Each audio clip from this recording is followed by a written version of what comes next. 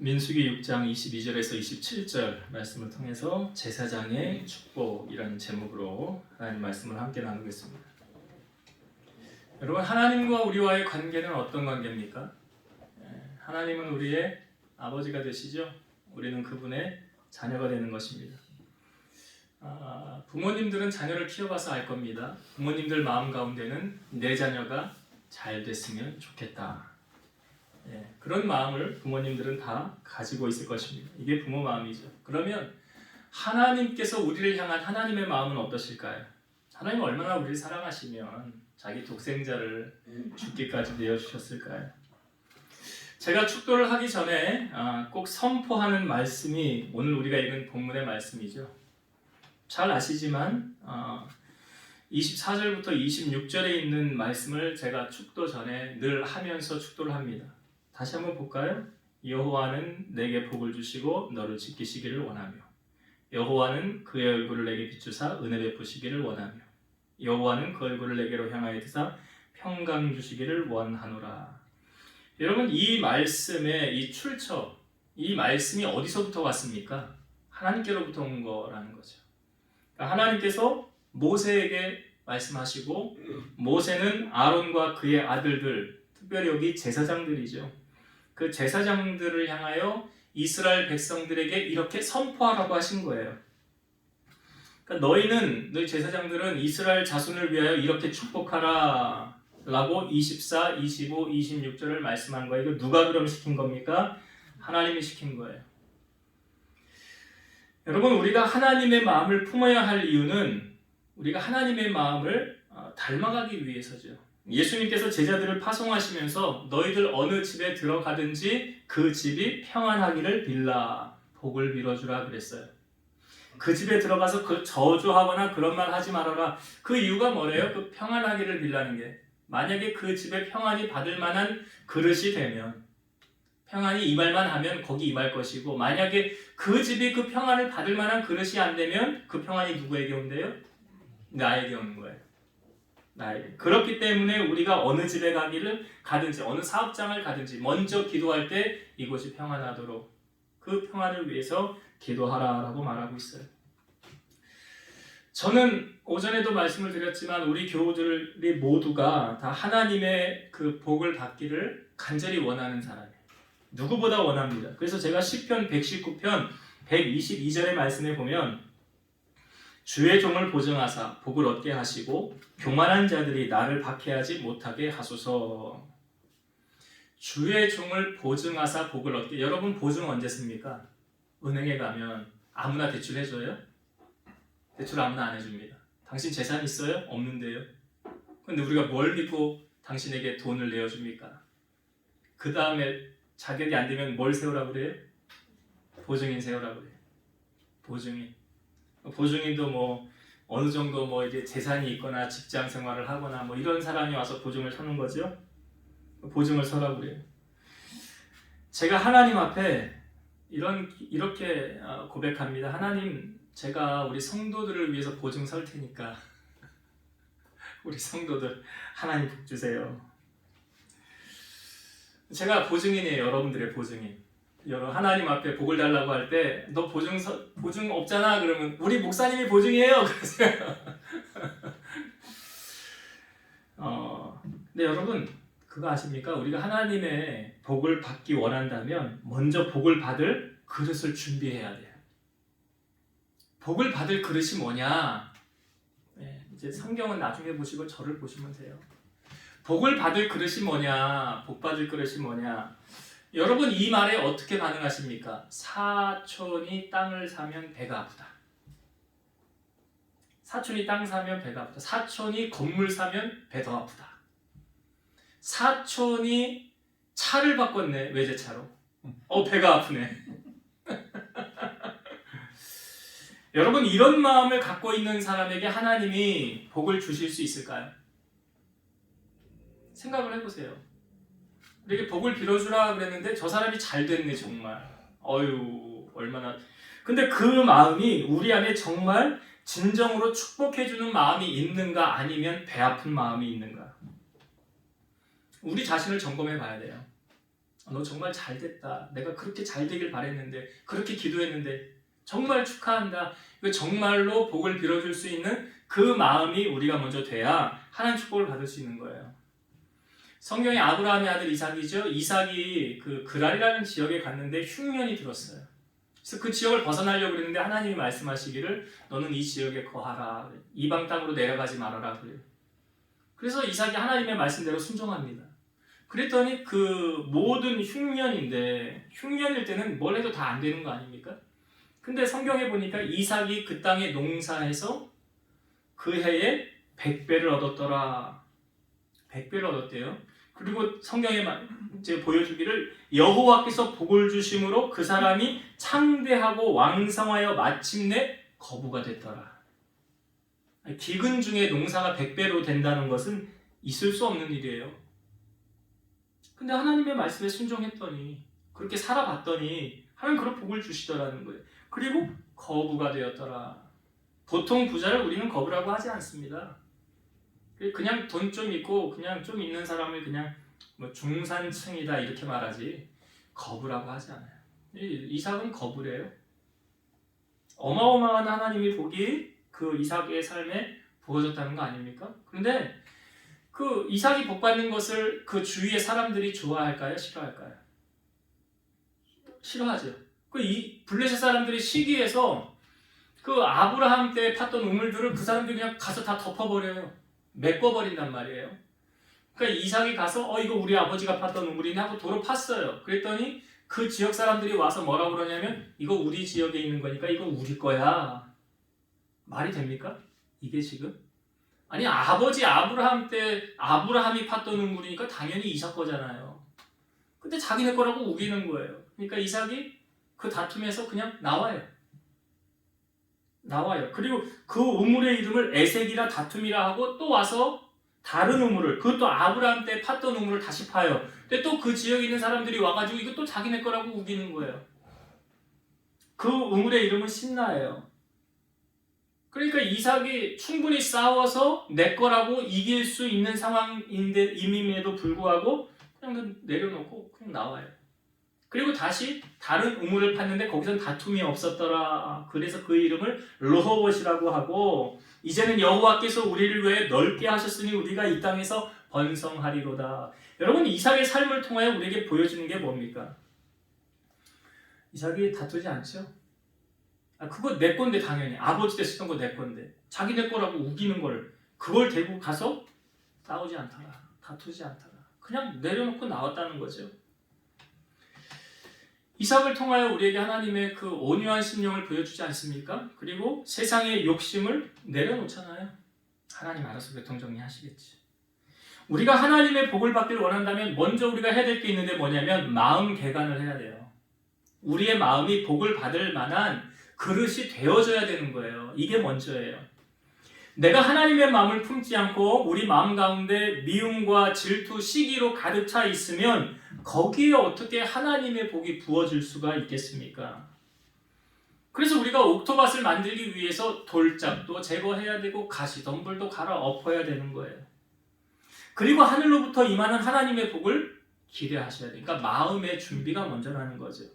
야고보서 1장 17절 온갖 좋은 은사와 온전한 선물이 다 위로부터 빛들의 아버지께로부터 내려오나니 그는 변함도 없으시고 회전하는 그림자도 없으시니라.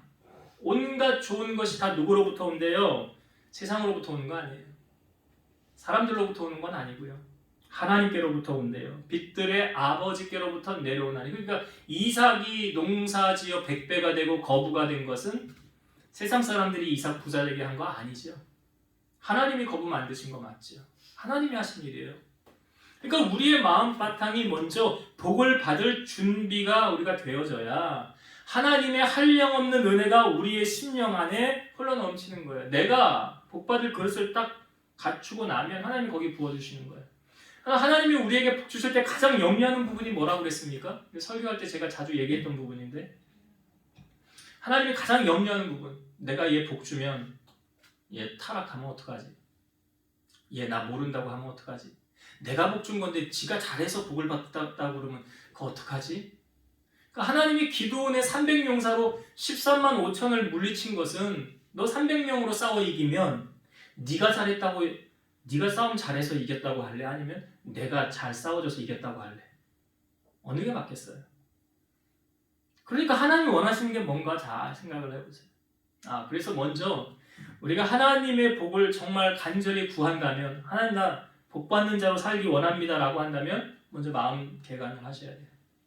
미움, 남 시기하는 거, 질투하는 거, 그런 것들, 욕심들 다 내려놓으셔야 돼요. 그래야 하나님이 거기에 그 옥토밭이 되었을 때 거기에 하나님의 복이 부어지는 거예요. 여러분, 영적인 복이 흐르면요 육적인 복은 따라옵니다. 근데 영적으로 내가 복을 못 받잖아요. 육적인 복이 막혀요. 그래서 성경이 뭐예요? 요한 3서 1장 2절 말씀이 뭐예요? 사랑하는 자요, 내 영혼이 잘됨 같이 범사가 잘됨. 영혼이 안 되면 범사가 잘 될 리가 없죠. 그러니까 뭐가 먼저입니까? 우선순위가 우리가 영적으로 하나님의 은혜로 충만해져 있는 게 이게 먼저예요. 그래야 그 다음 문제, 세상적인 것 풀리는 거예요. 그래서 먼저는 지금 우리가 하나님의 복을 정말 받기를 원한다, 소망한다라고 한다면 우리의 마음밭이 먼저 복을 받을 그릇이 준비되어져야 된다. 이게 먼저. 그래서 그것이 되어질 때 하나님의 복이 그 다음에 거기에 채워지는 거예요. 이 원리를 여러분이 아시고 여러분들의 마음밭이 지금 나는 어떤가, 정말 하나님의 복을 받을 그릇이 준비되어져 있는가, 그 준비가 되어졌을 때 하나님의 복이 채워진다는 사실을 잊지 마시길 바라고. 자, 두 번째 나누고 싶은 은혜는 뭐냐면, 자, 여기 오늘 본문의 27절 마지막 절을 한번 다시 보겠습니다. 27절. 그들은 이같이 내 이름으로, 여기서 그들은 누굽니까? 자, 아론과 그의 아들들이에요. 제사장들을 말합니다. 그들은 이같이 내 이름으로 이스라엘 자손에게 축복할지니 내가 그들에게 복을 주리라. 여러분, 하나님께서 그냥 직접적으로 다이렉트로 그 백성들에게 축복할 수도 있잖아요. 그렇죠? 그런데 오늘 27절의 말씀이 어떻게 우리에게 풀어지고 있습니까? 네가 그 제사장들이 이스라엘 백성들에게 축복할 때 내가 그들에게 복을 주리라, 이 말이죠. 이 말이에요. 그러니까 하나님의 축복이 지금 사람을 통해서 전달되어지고 있다라는 것을 보여주는 거죠. 예. 그 제사장들을 통해서 지금 하나님의 복이 흘러내려가고 있다라는 걸 보여주잖아요. 이스라엘은 12지파가 있습니다. 우리가 앞부분의 민수기에서도 살펴보았는데 특별히 레위 지파는 세상의 일을 하지 않고 하나님의 일을 하는 지파로 구별되었어요. 그리고 첫 것은 다 내 것이라 그랬는데 그 첫 것을 대신하는 지파가 레위 지파지요. 그런데 그 다른 지파들이 아니 뭐 레위 지파만 하나님이 선택하셔서 하나님의 일을 시키실 수 있느냐라고 좀 불평을 할 수도 있어요. 아니 왜 레위 지파만 하냐? 우리도 하면 안 되냐? 근데 그런 것에 교통정리를 어떻게 하셨냐면 하나님이 교통정리를 하십니다. 어떤 방법으로 자 교통정리를 하시면 뒤로 좀 넘겨볼게요. 나중에 또 말씀을 나누겠지만 뒤로 넘기셔서 민수기 17장을 보겠습니다.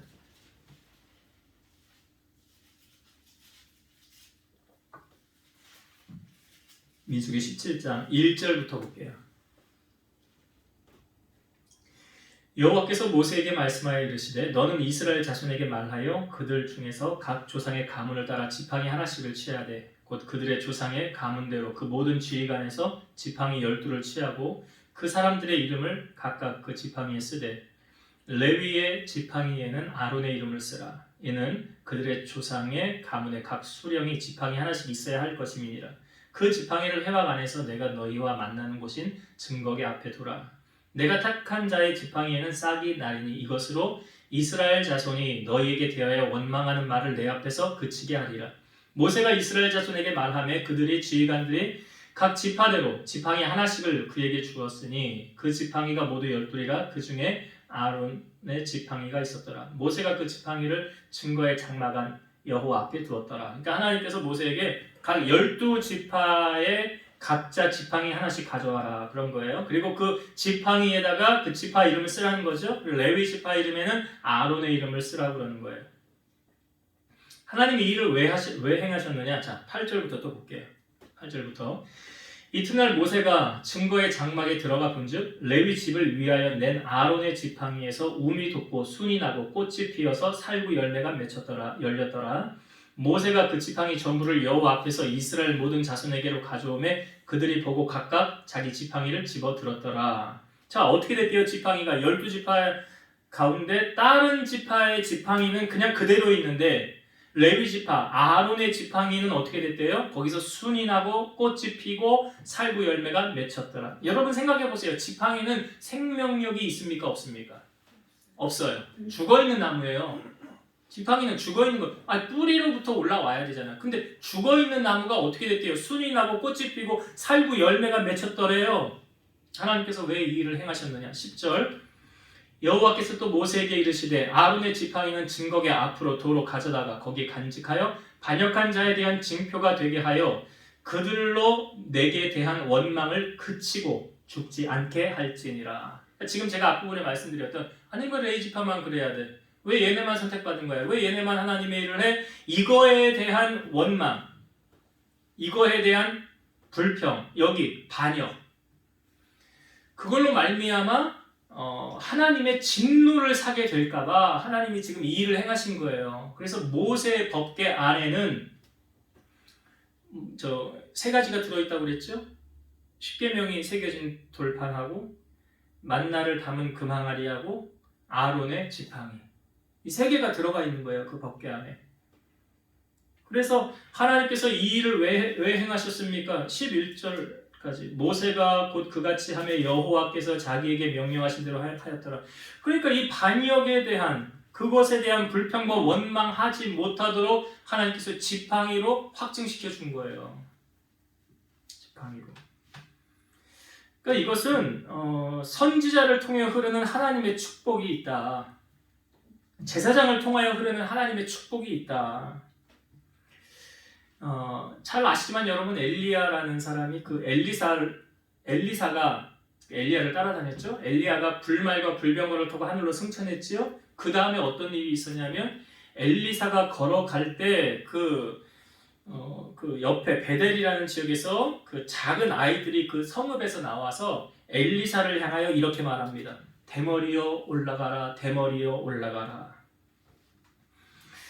그때 엘리사가 뒤를 돌이켜 보면서 그들을 향하여 여호와의 이름으로 저주합니다. 그랬더니 그 수풀에서 곰이 2마리가 나와서 아이들 42명이 죽임을 당하게 돼요. 그런데 그 똑같은 엘리사를 수넴이라는 여인은 지나갈 때마다 강권해서 자기 집에 모셔서 음식을 대접하고 방을 하나 만들어줘요. 그랬더니 생각지 않았던 아들을 하나님께서 그 가정에 허락해 주신 것을 볼 수 있죠. 똑같은 사람에게 대한 똑같은 결과물이 다른 열매로 나타났어요. 이스라엘 백성들을 광야에서 인도한 모세 있었죠. 모세에게는 형과 누나가 있었습니다. 형은 아론이고 누나는 미리암이에요. 그런데 이 모세가 구스 여인을 취하는 사건이 있었어요. 그러니까 흑인 여인이에요. 에티오피아 흑인 여인을 아내로 맞아들인 사건이 있었어요. 그것을 대해서 아론과 미리암이 모세를 찾아가서 이렇게 말을 합니다. 여호와께서 모세와만 말씀하셨느냐? 우리와도 말씀하지 아니하셨느냐? 이러면서 좀 비아냥거린 거예요. 그랬더니 하나님께서 갑자기 나타나셔서 모세와 아론과 미리암을 회막 앞으로 모읍니다. 그리고 아론과 미리암을 부르시고 나서 하나님이 이렇게 말씀하셨어요. 내 말을 들으라. 너희 중에 선지자가 있으면 나 여호와가 환상으로 나를 그에게 알리기도 하고 꿈으로 그와 말하기도 하거니와 내 종 모세와는 그렇지 아니하니 그는 내 온 집에 충성함이라. 그와는 내가 대면하여 명백히 말하고 은밀한 말로 하지 아니하며 그는 또 여호와의 형상을 보거늘 너희가 어찌하여 내 종 모세 비방하기를 두려워하지 아니하느냐 하면서 여호와께서 그들을 향하여 진노하시고 떠나가십니다. 그런데 그때 바로 미리암에게 나병이 들어요. 그것을 바라본 아론이 옆에서 보고 있다가 모세를 향하여 이렇게 말합니다. 슬프도다 내 주여 우리가 어리석은 일을 하여 죄를 지었으나 청하건대 그 벌을 우리에게 돌리지 마옵소서. 그로 살이 반이나 썩어 모태로부터 죽어서 나는 자같이 되지 않게 하소서. 그랬더니 모세가 여호와께 부르짖어서 하나님이여 그를 고쳐 주옵소서. 이렇게 이야기를 해요. 그리고 미리암이 나병은 고쳤지만 7일 동안 진행하지 못하는 나병으로 인해 바깥에서 7일 동안 있어야 되므로 전체 공동체에 안 좋은 영향을 준 것을 보게 돼요. 여러분 신앙생활은 우리가 참 관계 아닙니까? 하나님과 우리와의 관계고요. 목회자와 성도와의 관계고 성도와 성도와의 관계예요.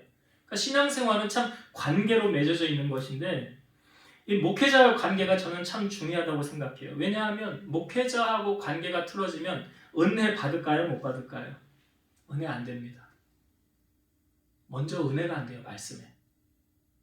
제가 이 말을 종종 잘하는데 여러분들이 하나님과의 관계가 좋으면 목회자 관계 좋습니다. 희한한데 그게 맞아요. 하나님과 관계 껄끄럽잖아요. 목사님하고 껄끄러워요. 참 희한해요. 근데 다 그런 건 아닙니다만 되게 맞더라고요. 근데 주의종하고 막히면 관계가 껄끄러워 은혜도 못 받을 뿐 아니라 하는 일도 잘 안 돼요. 희한하죠? 잘 막혀요. 우리 교회는 이런 분들이 없어서 제가 설교 준비를 하면서 생각이 나서 이야기를 하는데 목회자를 평가할 때 무엇으로 목사님을 평가하느냐? 세상의 사람들은 보는 기준이 뭘로 볼까? 눈에 보이는 거. 근데 세상 사람들만 그런 거 아니에요. 교인들 가운데도 목사님 평가할 때 저 목사님은 교인이 몇 명이야? 교회 규모가 어때?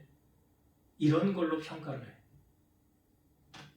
그리고 대형교회 목사님들한테는 함부로 말도 못해요. 굽신거리고 숙이면서. 근데 개척교회 목사님들은 심부름 막 시켜요. 종부리듯 해요. 이게 뭐예요? 강한 자한테 약하고 약한 자한테 강한 거 아니에요? 아주 비열한 인간들 아닙니까? 이런 사람들. 하나님의 종이지 사람의 종 아니잖아요. 자기 막 부려요. 우리 교회는 이런 분들이 없으니까 제가 이런 얘기를 하는 거예요. 자유롭게 할 수 있잖아. 한 사람도 없으니까. 여러분 기억하십시오. 오늘 우리에게 보여주는 이 민수기서 오늘 그 하나님의 축복을 전달하는 이 사람들이 제사장들 아닙니까? 그러니까 하나님의 복이 하나님의 사람을 통하여 흐른다는 것을 보여주는 거예요. 대표적인 예로 한나가 성전에서 기도할 때 그때 제사장이 누구였어요? 엘리 제사장. 엘리 제사장이 한나에게 뭐라고 그랬어요? 너 술 취해가지고 뭐 하는 거야? 이 영적으로 둔감한 거거든요. 그럼에도 불구하고 저 술 취한 거 아니에요. 마음이 괴로워서 하나님 앞에 내 마음 토한 거예요. 그랬더니 그 다음에 엘리가 뭐라고 그래요? 너 기도하여 구한 것 하나님 이뤄주실 거야. 그러니까 한나가 아멘 하고 돌아가잖아요. 얼굴에 다시는 수색이 근심이 없었더라. 응답받은 거라고요. 그렇게. 그러니까 이 관계가 참 중요해요. 그래서 여러분들이 우리 교우들하고 저하고의 관계는 괜찮으니까 지금 잘 되고 있으니까 제가 이렇게 자유롭게 말하는 거예요. 이게 만약에 제가 말씀을 전하는데 걸리는 사람이 있다고 한다면 이 전하기 힘들겠죠. 눈치가 보이겠죠. 없잖아요. 그런 분들이. 그러니까 얼마나 제가 자유스럽게 전할 수 있어요. 이게 참 중요한 거고 하나님의 복을 받는 루트라는 것. 그래서 주의 종에게 하나님이 축복권과 저주권을 주셨어요. 엘리사에게 아까 보여줬잖아요. 그래서 먼저는 이제 말씀을 정리할 때 우리가 먼저 하나님의 복을 받길 원한다. 그러면 내 마음밭이 먼저 복받을 그릇으로 준비되어져 있어야 돼요. 이걸 하나님이 우리가 어떻게 다뤄보십니까? 저 사람이 잘 돼서 제가 아까 예를 들었죠. 사촌이 땅을 사면 배가 아프다? 배 아파하시면 안 돼요. 집 샀다, 땅 샀다, 차 샀다, 배 아파하면 안 돼요. 여러분 정말로. 그 중심이, 내 중심이 하나님 보세요. 잘 됐네. 잘 됐다. 축복해 주셔야 돼요. 그래야 하나님의 복이 나에게 흐를 수 있어요. 그런 마음이 아니면 하나님의 복이 더뎌질 수 있어요. 그래서 먼저는 우리의 마음이 하나님의 축복을 받을 그릇을 준비하는 자가 되자. 두 번째, 하나님의 축복이 직접 주실 수도 있지만 그렇게 잘 안 하시죠. 누구를 통해? 사람을 통해 하는데 하나님의 사람을 통해서. 오늘도 여기 말씀해 보면 제사장들을 통해서 이스라엘 백성들을 축복하라고 그러잖아요. 그래서 저는 우리 성도를 위해 기도할 때 제가 솔직히 기도할 때요. 제 마음 하나님이 아시지만 하나님 저 정도는 말도 되게 안 들어요. 좀 힘들게 해가지고 다리 몽둥이 하나 좀 건드리시든지 그래서 정신 좀 차리게 좀 해주세요. 그렇게 기도하면 안 돼요. 목사님들 그렇게 기도하면 안 돼요. 그러다가 하나님이 야 쟤는 다리 공둥이 뿌릴 자격 없다. 네 다리를 내가 해야 되겠다 하면 어떻게 할 거야? 우리가 인간의 눈으로 바라보고 내가 봤을 때는 이런데 하나님이 봤을 때는 안 그럴 수 있잖아요. 그러니까 어떻게 해야 돼? 복을 빌어줘라. 복을 빌어줘라. 그래서 좋은 관계가 돼야 돼요. 항상 교우들과의 관계도 그렇고 하나님과의 관계도 그렇고 목회자와의 관계도 그렇고 이 좋은 관계로 되어질 때 우리가 하나님의 복이 사람을 통하여 흐른다라는 것. 그래서 심은 대로 거두게 하시는 하나님. 내가 뿌린 씨앗 내가 거두는 거예요. 그 원리를 여러분들이 잘 아셔서 하나님의 복을 누리고 전하는 그런 주인공이 되시기를 주의 이름으로 축원드립니다. 기도하시겠습니다. 살아 역사하시는 하나님 감사합니다. 오늘 하나님께서 이스라엘 백성들을 이렇게 축복하기를 원하신다는 그 마음을 우리에게 알려주셨습니다. 하나님의 마음이 그렇다는 것은 우리도 그 마음을 품기를 원하시는 줄로 믿사오니 우리 사랑하는 성도들이 남을 향하여 축복의 손을 내어밀고 복을 빌어줄 수 있는, 그래서 우리의 마치 하나님의 마음을 닮아 사랑이 넘치고 그 긍휼이 넘치고 그 은혜가 넘치는 그런 자의 마음으로 남을 사랑하고 섬기는 사람이 되게 하셔서 하나님 복을 흘러보낼 수 있는 그런 은혜의 주인공들이 되게 하여 주옵소서. 이제는 우리를 모든 죄악 가운데서 구속하신 예수 그리스도의 은혜와 하나님의 사랑하심과 성령님의 내주 교통 인도 역사 충만케 하시니 사랑하는 성도들 머리 위에 저들의 가정 위에 이 제단과 나라와 민족 위에 이제로부터 영원토록 함께 있을지어다. 아멘.